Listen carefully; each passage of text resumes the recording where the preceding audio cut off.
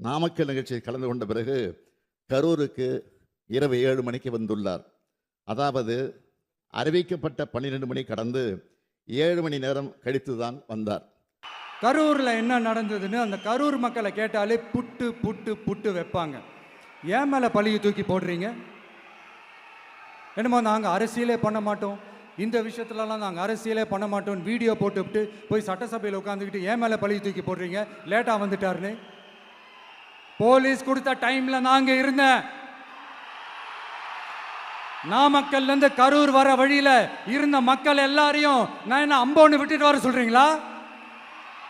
நாமக்கல்லேருந்து கரூருக்கு நான் எப்படி வந்தேன், எவ்வளோ நேரத்தில் வந்தேன், உலகமே லைவ்ல பார்த்துக்கிட்டு இருந்தது. வாய் கூசாம ஏன் மேலே பழி தூக்கி போடுறீங்க? ஒரு மனசாட்சின்றது வேணாம்?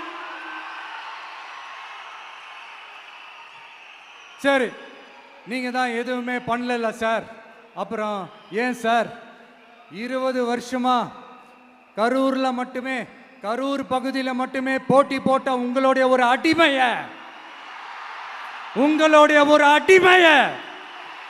ஏன் கோயம்புத்தூர் வரைக்கும் ஓட வச்சீங்க?